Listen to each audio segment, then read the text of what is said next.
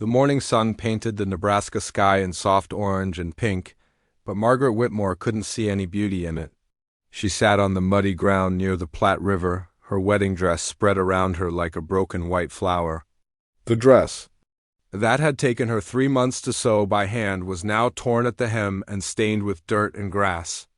Her veil hung crooked from her dark hair, and mud caked the bottom of her white shoes. Just 6 hours ago, she had been the happiest woman in Riverside County. She had woken up before dawn, too excited to sleep, and spent the early morning hours getting ready for what should have been the most important day of her life. Her small room above the general store had been filled with the scent of the lilac she had picked for her bouquet. She had carefully brushed her hair until it shone and pinned it up, the way her mother had taught her before she passed away. Now, as she stared at the rushing water in front of her, Margaret felt like her heart had been torn in half. The letter in her trembling hands was wrinkled from being read and reread. The ink was smudged from her tears, but she knew every word by heart. Thomas had written it in his neat handwriting, the same handwriting that had penned so many love letters to her over the past 2 years. "My dear Margaret," the letter began, "I am sorry to tell you this way, but I cannot go through with our wedding. I have fallen in love with another, and we left town together last night. Please forgive me, but I could not face you in person. I hope you will find happiness somewhere else." She had found the letter slipped under her door when she went to get her bouquet. For a moment, she had thought it was a joke, maybe something his friends had put him up to. But as she read it again, the terrible truth sank in. Thomas was gone. The man she had planned to spend her life with had run away with someone else on their wedding day. The worst part wasn't even the letter, it was what happened at the church. Margaret had arrived in the wagon her neighbor had decorated with white ribbons, still hoping against hope that Thomas would be there waiting for her. Maybe the letter was a mistake. Maybe he had changed his mind and come back. But the church steps were empty except for Reverend Johnson, who looked like he wanted to disappear into the ground. Behind him, she could see the faces of everyone in town pressed against the windows. And crowding in the doorway, they all knew. Thomas had told his friends before he left, and word had spread through the small town like wildfire. Margaret had sat in that decorated wagon for what felt like hours but was probably only minutes. She could hear the whispers starting. "Poor thing. I always knew that boy was no good. What will she do now?" The pity in their voices hurt almost as much as Thomas's betrayal. She had climbed down from the wagon slowly, her legs shaking. Reverend Johnson had approached her carefully like she might break into pieces. "I'm so sorry, child," he had said quietly. "Is there anything I can do?" Margaret had just shaken her head and started walking. She didn't know where she was going, but she couldn't stay there with all those eyes watching her.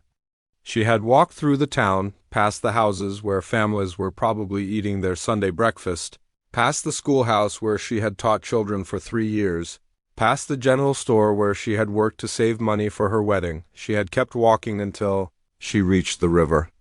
That was where she had been sitting for the past 3 hours, watching the water flow by and thinking about how different this day was supposed to be. By now, she should have been Mrs. Thomas Henderson. She should have been dancing at her wedding reception, surrounded by friends and family, planning her new life. Instead, she was alone, ruined, and had nowhere to go. The people in town meant well, but she knew how small communities worked. This story would be told and retold for years. She would always be that poor Whitmore girl who got left at the altar. Every time she walked down the street, people would remember. Every time a young woman in town got engaged, someone would probably mention her as a warning about trusting men too quickly, but the gossip wasn't even her biggest problem. Margaret had spent almost all her savings on the wedding. She had bought fabric for her dress, paid for the church decorations, and even arranged for a small celebration afterward. The little money she had left wouldn't last more than a few weeks. Worse than that, she had already given up her teaching position. The school board had hired a replacement because married women weren't allowed to teach. They had assumed she would be starting a family soon and wouldn't want to work. Now she had no job and no prospects. In a town as small as Riverside, there weren't many ways for a young woman to make a living. Her father had made things even worse. When news of Thomas's departure reached him at his farm outside town, he had ridden in to find her. But instead of offering comfort, he had been furious. "You've brought shame on our family name," he had said, his face red with anger. "I won't have people talking about the Whitmores this way.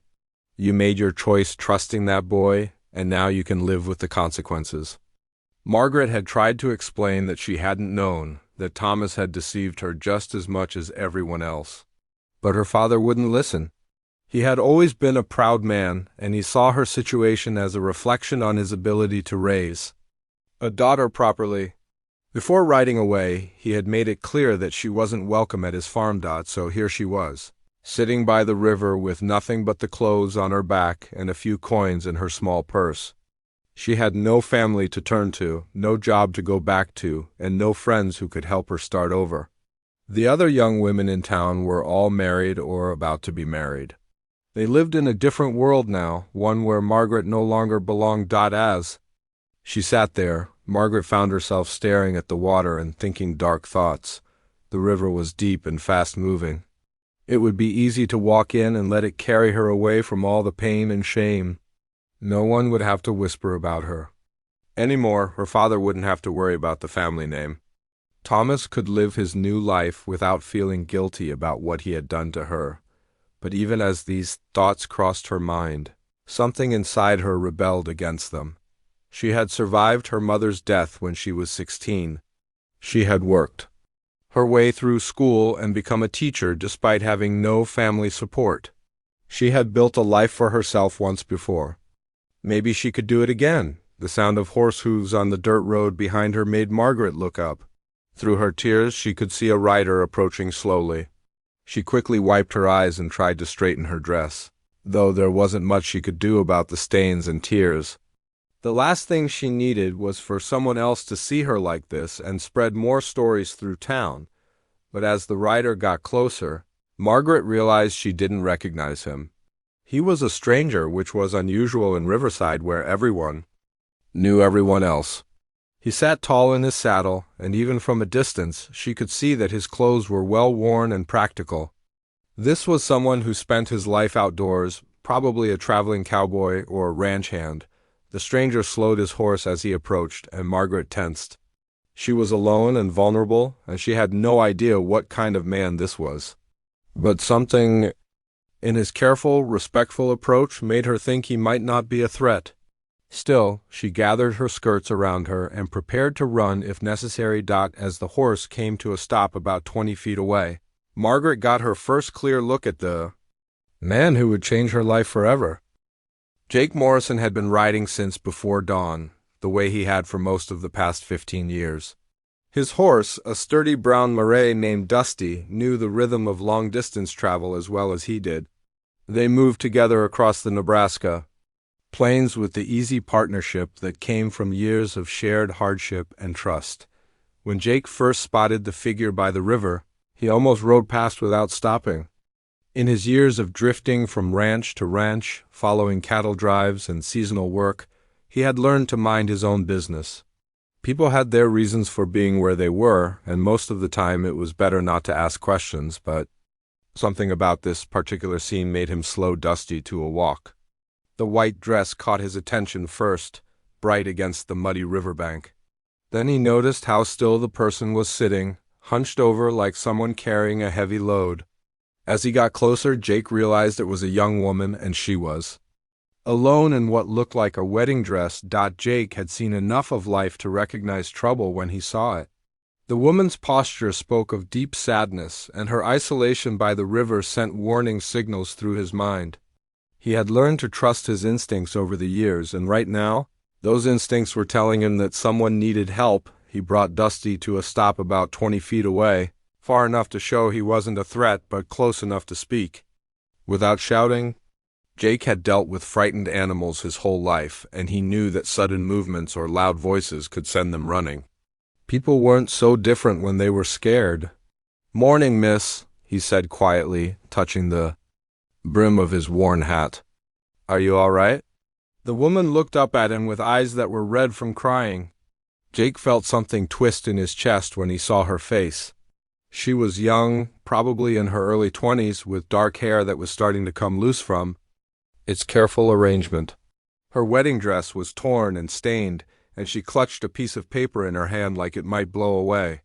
"I'm fine," she said, but her voice shook as she spoke. "Just resting." Jake had been around enough people to know when someone was lying, especially to themselves. He dismounted slowly, keeping his hands visible and his movements careful. "Mind if I water my horse? We've been riding for a while." The woman nodded, and Jake led Dusty to the river's edge. While the horse drank, he studied the situation more carefully. The wedding dress told part of the story, but it was the despair in the woman's eyes that really concerned him. He had seen that look before, in his own mirror during the darkest days of his wandering. "Beautiful morning," Jake said, trying to keep his voice conversational. "Though I reckon it doesn't feel that way to you," the woman let out a bitter laugh. "No, it doesn't." Jake pulled his canteen from his saddle and filled it from the river. "I'm Jake Morrison," he said. "Been riding through these parts for work. You from around here?" "Margaret Whitmore," she said after a pause. "And yes, I live here. Or I did." Anyway, the way she said it made Jake look at her more carefully. There was something final about those words, like she was talking about a life that was already over. He had felt that way himself once after his sister died, and he realized he had no family left in the world. "Sounds like you've had a hard day," Jake said gently. "Want to tell me about it?" For a moment, Margaret looked like she might refuse. But then the words started pouring out of her like water from a broken dam. She told him about Thomas, about the letter, about standing in front of the church while the whole town watched her humiliation. She talked about losing her job, about her father's rejection, about having nowhere to go and no money to get there. Jake listened without interrupting. He had learned that sometimes people just needed someone to hear their story, to acknowledge that their pain was real and valid. As Margaret spoke, he found himself getting angry at the man who had done this to her. Not the hot, explosive anger that led to fights, but the cold, steady anger that came from seeing someone innocent get hurt by someone cruel. "That's a heavy load to carry," Jake said when she finished. "I'm sorry that happened to you." Margaret wiped her eyes with the back of her hand. "I don't know what I'm going to do. I have nowhere to go, no money, no family who will take me in. The whole town knows what happened. I can't stay here." Jake was quiet for a moment, thinking. He had been in desperate situations before, times when it seemed like the world had no place for him. Those were the times when small acts of kindness from strangers had saved his life. An old rancher who gave him work when he was just a boy running from a broken home. A cook on a cattle drive who shared his food when Jake was too proud to ask for help. A doctor's wife who had nursed him through fever when he had no money to pay for her care. "Where would you go if you could?" Jake asked. Margaret shrugged. "Anywhere but here. Maybe west, where people don't know my story. I could try to find work as a teacher again, or maybe as a seamstress. I'm good with my hands." Jake nodded. "I've been thinking about heading west myself. Got some business to take care of in Colorado." It wasn't entirely true.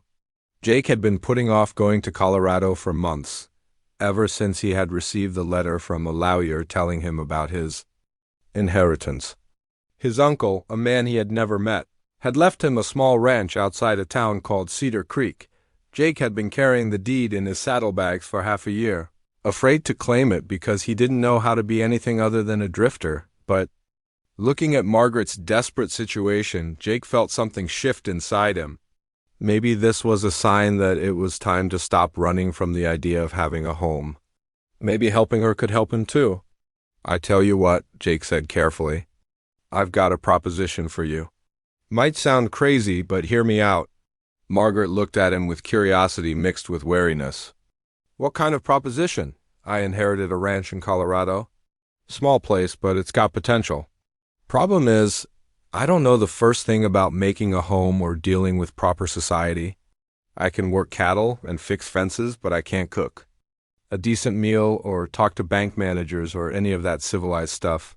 Jake paused, trying to find the right words. You need a place to start over, and I need someone who can help me turn that ranch into a real home. We could help each other. Margaret stared at him. You're suggesting I come with you? A complete stranger? I know it sounds strange, Jake said, but think about it. You're already stuck with nowhere to go. At least this way, you'd have a chance. At a new life where nobody knows your story? And I'd pay you for your help? Give you a place to stay? Make sure you're safe? Margaret was quiet for a long time, and Jake could see her mind working. He knew he was asking a lot, trusting a stranger with her life. But he also knew that sometimes the biggest risks led to the biggest rewards. What exactly are you proposing? Margaret asked finally. Jake took a deep breath. A partnership. You help me establish the ranch, maybe teach some local children if there are any, handle the domestic side of things. In return, you get a safe place to live, honest work, and a chance to build a new life. He paused, then added the part that had been forming in his mind as he spoke. And if you're willing, we could make it a marriage of convenience. Legal protection for both of us, respectability for you, and it would make the business side easier. Margaret's eyes widened. Marriage? Just on paper, Jake said quickly. I'm not asking for anything improper. Just a partnership between two people who could help each other out. You'd have your own space, your own life. I just think it might make things easier in a small town if we're officially married. Margaret looked out at the river, then back at Jake. For the first time since he had found her, there was something other than despair in her eyes. It wasn't hope exactly, but it was possibility. You really think this could work? She asked. Jake nodded. I think we both need a chance to start over. Maybe we can do it together. Margaret stared at Jake for a long moment, trying to process what he had just suggested. Marriage to a complete stranger? The idea should have terrified her. But after everything that had happened in the past few hours, it felt more like a lifeline than a threat. You're serious about this? She asked, her voice barely above a whisper. Jake nodded, his weathered face showing nothing but honest concern. I know it sounds crazy, but sometimes crazy is exactly what a person needs to get out of an impossible situation. Margaret looked down at her torn wedding dress, then back at the man who had appeared by the river like some kind of answer to a prayer she hadn't even known she was praying. Tell me more about this ranch of yours. Jake settled himself on a fallen log nearby, careful to keep a respectful distance. My uncle's name was William Morrison. Never met the man, but apparently he was my father's brother. He had a small spread outside Cedar Creek, Colorado. About 200 acres, mostly grazing land with some good water rights. He pulled a worn piece of paper from his vest pocket. The lawyer's letter says there's a cabin, a barn, and some outbuildings. Nothing fancy, but it's mine-free and clear. No debt, no mortgage. The problem is, I don't know anything about running a real ranch. I've worked for other people my whole life, never owned so much as a square foot of land. Margaret studied his face as he spoke. There was something vulnerable in his expression, like he was admitting to a weakness he didn't usually share. Why haven't you gone to claim it? Jake was quiet for a moment, looking out at the river. Fear, I guess. I've been drifting for so long, I don't know how to stay in one place. What if I can't make it work? What if I'm not cut out for that kind of life? But you're willing to try now? Meeting you makes me think maybe I don't have to do it alone. Jake turned to look at her directly. You said you were a teacher. That means you're educated, you know how to handle people, you can read and write better than most. Those are skills I don't have. Margaret felt a tiny spark of something she hadn't felt in hours. Usefulness? I taught at the local school for 3 years. I can read, write, and do figures. I know how to manage a household and I'm good with children. See? That's exactly what I'm talking about. Jake's face lit up with the first real smile she had seen from him. I can handle the physical work, the cattle, the farming, but dealing with banks, keeping records, managing money, that's not my strength. What about the marriage part? Margaret asked, feeling heat rise in her cheeks. You can't just marry someone because they're good with numbers. Jake's expression grew serious. In a small town like Cedar Creek, an unmarried woman living with an unmarried man would cause talk. Bad talk, the kind that would make it hard for you to find work or make friends. But if we're married, even if it's just on paper, people will accept it. Margaret considered this. She had seen how quickly gossip could destroy someone's reputation. In Riverside. In a new town, she would need every advantage she could get. And you would be all right with that? A marriage that's just for show? I've been alone for 15 years, Jake said quietly. I'm used to it. I'm not looking for romance or anything like that. And just partnership. Someone I can trust to help me build something worth having. There was something in his voice that made Margaret look at him more carefully. He was probably in his 30s, with the kind of weathered handsomeness that came from years of outdoor work. His clothes were simple but clean, and his horse was well cared for. These were signs of a man who took responsibility seriously. What happened to your family? Margaret asked gently. Jake's jaw tightened slightly. Parents died of fever when I was 14, had a younger sister, but she got sick a few years later. I was working a cattle drive when it happened. Couldn't get back in time. After that, I just kept moving. Seemed easier than trying to build a life somewhere. Margaret felt a stab of sympathy. She had lost her mother, but at least she had been there, had been able to say goodbye. I'm sorry, it was a long time ago. Jake shrugged, but Margaret could see the old pain in his eyes. Point is, I understand what it's like to have nowhere to go, and I know what it's like to need a fresh start. They sat in comfortable silence. For a few minutes, both lost in their own thoughts. Margaret found herself studying Jake's proposal from every angle she could think of. It was risky, certainly. She would be traveling hundreds of miles with a man she had just met, agreeing to marry him and helping him establish a ranch in unfamiliar territory, but what were her alternatives? She could stay in Riverside and face the gossip and pity for the rest of her life. She could try to find work in another nearby town, but word of her situation would likely follow her. Or she could take Jake's offer and start completely fresh. In Colorado, where no one knew her story. How long would it take to get to Colorado? She asked. About 2 weeks, depending on the weather and how hard we push. Jake seemed to sense that she was seriously considering his proposal. We'd travel during the day, make camp at night. I'd make sure you had privacy and protection. And when we get there, we'd get married by whatever preacher or judge is available. Then we'd start working on the ranch. I'd build you a separate room in the cabin, or even a separate small house if you prefer. You'd have your own space, your own life. Margaret thought about the teaching she had mentioned. Are there children in Cedar Creek? Most frontier towns have families. I bet there are children who need schooling. You could probably start a school, maybe even get the town to pay you for it. The idea of teaching again, of having a purpose beyond just surviving, appealed to Margaret more than she had expected. She had always loved working with children, helping them learn to read and discover the world beyond their small towns. What if it doesn't work? She asked. What if we get there and find out we can't stand each other? Jake considered this seriously. Then we'd figure something else out. I'm not the kind of man who would leave a woman stranded. Even if our arrangement didn't work out, I'd make sure you had enough money to get established somewhere else. Margaret studied his face, trying to read his character. Everything about him seemed honest and straightforward. His offer was practical, rather than romantic, which somehow made it feel safer. He wasn't trying to sweep her off her feet or make promises about love. He was simply offering her a chance to build a new life.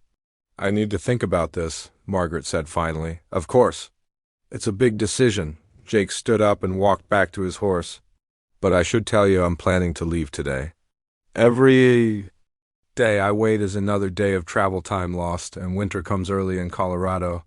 Margaret felt a flutter of panic. Today? But I don't have anything. No clothes, no belongings, nothing. We can buy what you need along the way. And honestly, traveling light is better. We can get you proper clothes in the next town, things more suitable for the trail. Margaret looked down at her ruined wedding dress. The idea of getting out of it, of leaving it behind forever, suddenly seemed very appealing. If I agreed to this, how would we do it? I mean, practically speaking. We'd ride to the next town with a preacher. Get married there where nobody knows either of us. Then we'd continue on to Colorado. Jake's voice was matter of fact, as if he were discussing the weather. The whole thing could be done in a few days. Margaret's heart was racing.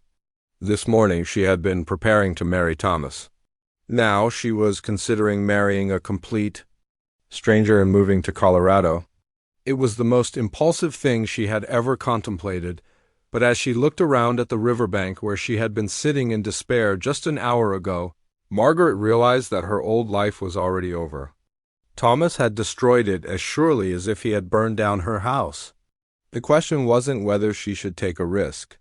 The question was what kind of risk she was willing to take. She could stay in Riverside and slowly fade into the background of town life, forever known as the woman who had been jilted. Or she could take Jake's offer and at least have a chance at building something new. "All right," Margaret said, surprising herself with the firmness in her voice. "I'll do it." Jake turned to look at her, and for the first time she saw real relief in his eyes. "You're sure?" "I'm sure." Margaret stood up, brushing dirt off her dress. "When do we leave?" Within 2 hours of Margaret's decision, they were riding away from Riverside.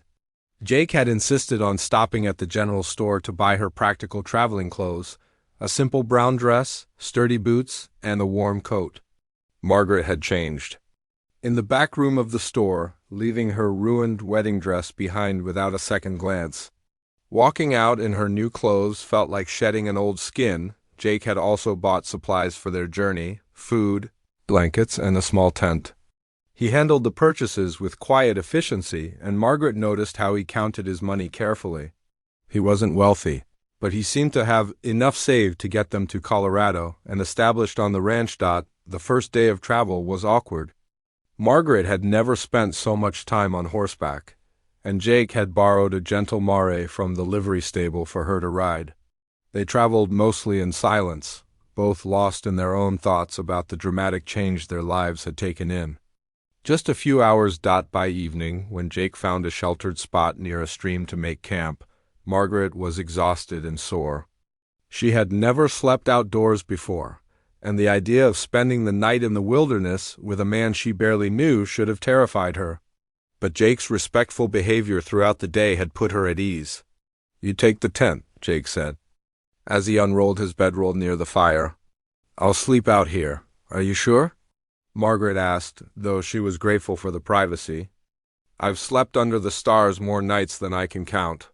Besides, it's warmer by the fire." As the days passed, Margaret began to see Jake's true character.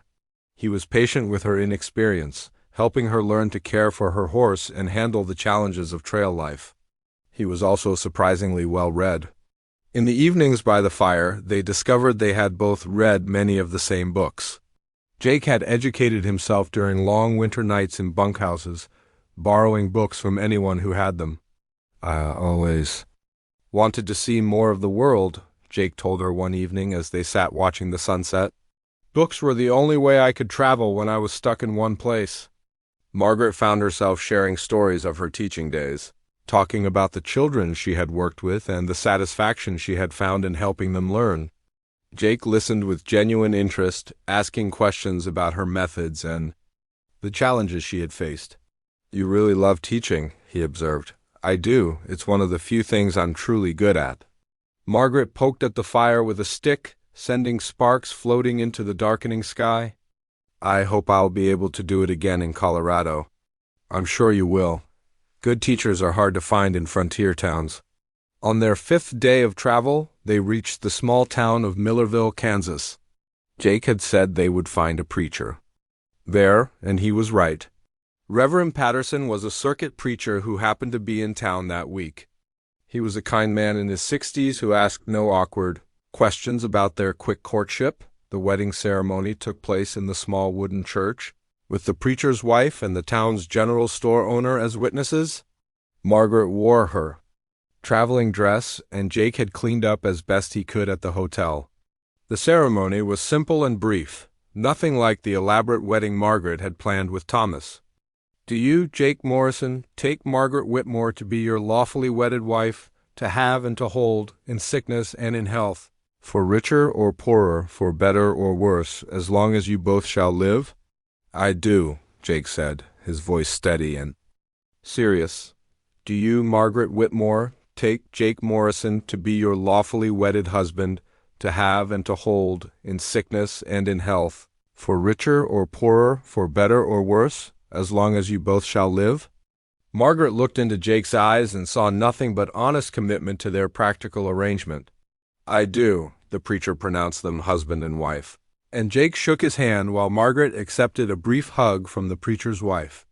There was no kiss, no celebration, no reception. Just two people who had entered into a business partnership that happened to be blessed by the church that night. They stayed in the hotel as Mr. and Mrs. Morrison for the first time. Jake had paid for 2 rooms, but the hotel only had one available. He had immediately offered to sleep in the stable, but Margaret had stopped him. We're married now, she said practically. We can share a room like civilized people. Jake had fashioned a privacy curtain from a spare blanket, dividing the small room in half. They talked quietly from their separate sides of the curtain, discussing their plans for the ranch and what they hoped to accomplish in Colorado. As they continued their journey westward, Margaret began to notice small things about Jake that impressed her. He was unfailingly polite, always helping her down from her horse and making sure she was comfortable before seeing to his own needs. He was also incredibly skilled at outdoor life, finding water when she thought there was none, building fires, even in damp conditions, and navigating by the stars when clouds covered the sun. How did you learn all this? Margaret asked one evening as Jake expertly cleaned the rabbit he had caught for their dinner. Necessity, Jake replied with a slight smile. When you're on your own from a young age, you learn fast or you don't. Survive? Margaret found herself admiring his competence and self-reliance. Thomas had been handsome and charming, but he had never displayed this kind of practical skill. Jake might not have fancy manners or smooth words, but he was someone you could count on. The weather turned cold as they entered Colorado territory. Jake had warned her that early autumn in the mountains could be harsh, and he was right. They woke up one morning to find frost on their blankets and ice at the edges of their water buckets. We need to push harder, Jake said, studying the gray sky. Winter comes fast in this country. They rode longer days after that, stopping only when the horses needed rest. Margaret was exhausted by the time they finally reached Cedar Creek, but she was also excited to see their new home. The town was smaller than Riverside, with just a main street lined with wooden buildings. There was a general store, a saloon, a church, and a handful of houses. The people they met were friendly but reserved, the way frontier folk often were with newcomers. Welcome to Cedar Creek, said the storekeeper, a thin man named Mr. Dalton. You folks planning to stay? We're the new owners of the Morrison Ranch, Jake said. I'm Jake Morrison, and this is my wife Margaret. Mr. Dalton's face lit up with interest. Well, I'll be. We heard old William had passed and left the place to kin. Good to have it occupied again. That's prime land you've got there. What condition is it in? Margaret asked. Mr. Dalton's expression grew more cautious. Well, now it's been empty for near on a year. William was sick for a while before he passed. Couldn't keep up with the maintenance, but the bones are good.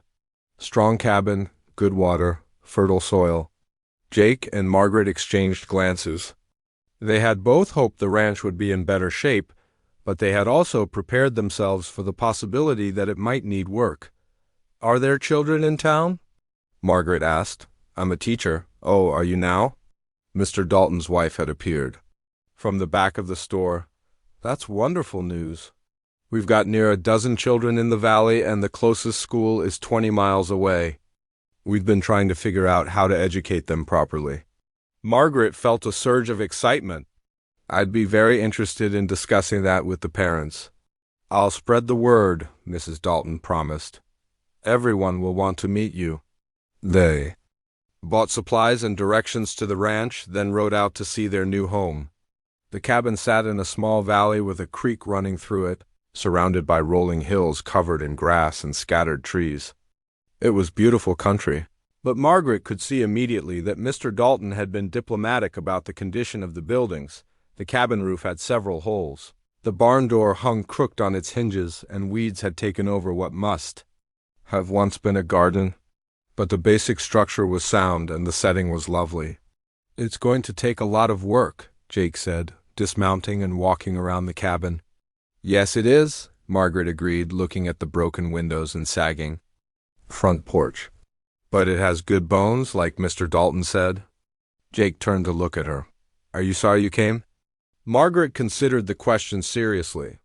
2 weeks ago, she had been preparing for a very different life. Now, she was standing in front of a rundown cabin in Colorado, married to a man she was still getting to know, facing months of hard work to make this place livable. "No," she said finally, "I'm not sorry. This is our chance to build something together. It won't be easy, but it will be ours." Jake smiled, and Margaret realized it was the first completely unguarded expression she had seen from him. "Then let's get started." The first month at the ranch tested everything Jake and Margaret thought they knew about hard work. Every morning brought a new challenge that needed immediate attention. The roof leaked in 3 places, the well pump was broken, and the barn needed major repairs before winter set in properly. Jake worked from dawn to dusk, his hands becoming raw and bleeding from handling rough lumber and tools.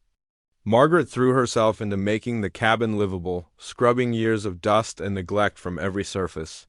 She had never done such physical work before, but she attacked each task with determination. "I found some old curtains in the trunk," Margaret announced one evening, holding up faded blue fabric. "They're not much to look at, but they'll help keep the cold out." Jake looked up from where he was mending a broken chair. "Every bit helps. I got the worst of the roof holes patched today, but we'll need to replace some of the boards before the heavy snows come." They had fallen into a comfortable routine of working separately during the day and sharing dinner by the fireplace in the evening. Jake had built a partition in the cabin to give Margaret her own sleeping area, as promised. It wasn't much privacy, but it was enough to maintain proper appearances. What surprised Margaret most was how much she enjoyed the physical work. Teaching had been satisfying, but there was something deeply fulfilling about seeing immediate results from her efforts. When she scrubbed the kitchen table clean, it stayed clean. When she mended a torn curtain, it was fixed.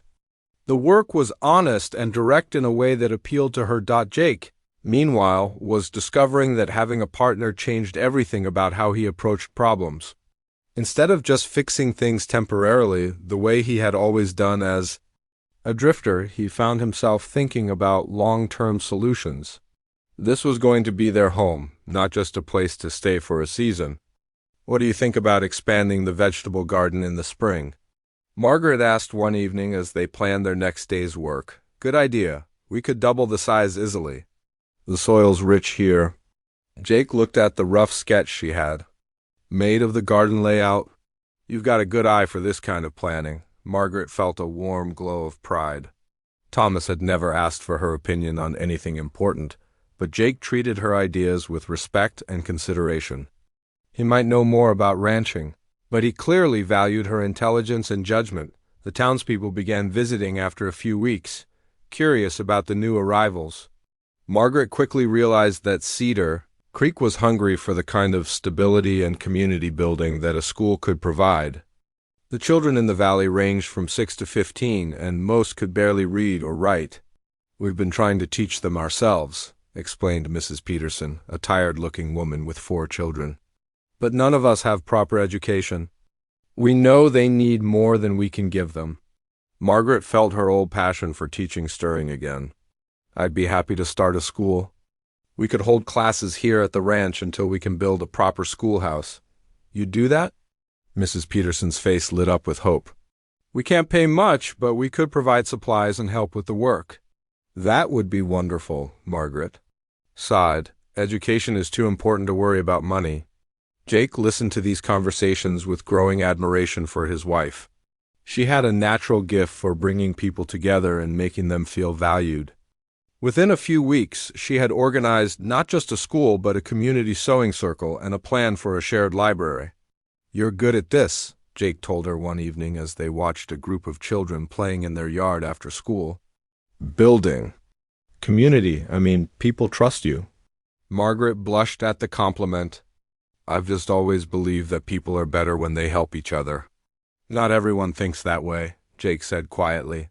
You've got a gift. As autumn deepened into winter, Jake and Margaret faced their biggest challenge yet. A fever swept through the valley, affecting nearly every family. Margaret immediately transformed their cabin into a makeshift hospital, using the healing knowledge her mother had taught her. For 3 weeks, she barely slept, moving between sick families and caring for anyone who needed help. Jake supported her efforts, riding through snowstorms to fetch medicine from distant towns and helping transport patients who were too weak to care for themselves. You need to rest, Jake told her one night when he found her still awake, tending to a sick child. You're going to make yourself ill. I can't rest when people are suffering, Margaret replied, but Jake could see the exhaustion in her face. Then let me help more. Show me what to do. Margaret looked at him with surprise. Men in frontier towns rarely involved themselves in nursing, considering it women's work. But Jake was already rolling up his sleeves, ready to do whatever was needed. Working together through the crisis, they developed a deep respect for each other's strengths. Margaret's gentle care and medical knowledge saved lives, while Jake's steady presence and willingness to handle any task made him indispensable. They moved together like a team that had been working together for years. When the fever finally broke and the last patient recovered, the community's gratitude was overwhelming. Families brought gifts of food, handmade items, and offers to help with any work the ranch needed. Margaret and Jake had proven themselves as leaders and caretakers. We couldn't have made it through without you two, said Dr. Henderson, the circuit doctor who had finally arrived near the end of the epidemic. You saved more lives than I could have. That night, as they sat by their fire for the first time in weeks without patients to tend, Margaret felt a deep contentment she had never experienced before. I feel like we really belong here now, she said softly. Jake nodded, watching the flames dance in the fireplace. This is the first place that's ever felt like home to me. They sat in comfortable silence, both lost in their own thoughts. Margaret found herself studying Jake's profile in the firelight. Over the months, she had come to appreciate not just his practical skills, but his kindness, his integrity, and his quiet strength. He was nothing like Thomas, who had been charming and smooth-talking, but ultimately selfish and weak. Jake, she said suddenly, can I ask you something? Of course. Do you ever regret our arrangement? Do you miss your old life? Jake turned to look at her, his eyes serious. No, I don't miss it at all. This is the best thing that's ever happened to me. Margaret felt her heart skip a beat. Really? Really? I never thought I'd find someone who understood me the way you do, someone who could be a real partner. Jake paused, then continued more quietly. I know our marriage started as just a practical arrangement, but it's become something more for me. At least I hope it has. Margaret felt tears prick her eyes. It has for me, too. I never expected to feel this way, but I do. Jake moved closer to her on the bench they shared. What are you saying? I'm saying that I love you, Margaret said, her voice barely above a whisper. Not just as a partner or a friend, but as a husband.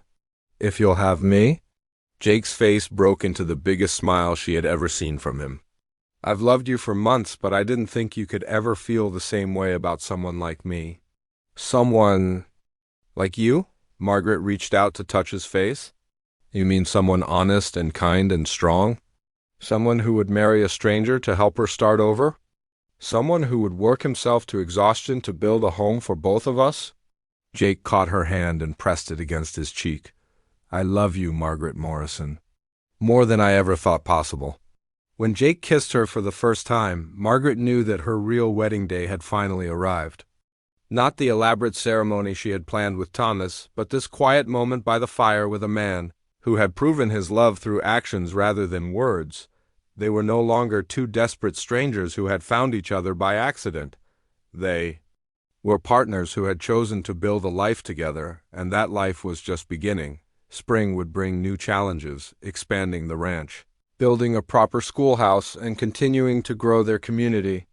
But they would face those challenges together, as husband and wife in every sense of the word. As Margaret fell asleep that night in Jake's arms for the first time, she thought about the broken woman who had sat by the river in Nebraska just months before. That woman had believed her life was over, that she had nothing left to live for. How wrong she had been. Her real life was just beginning.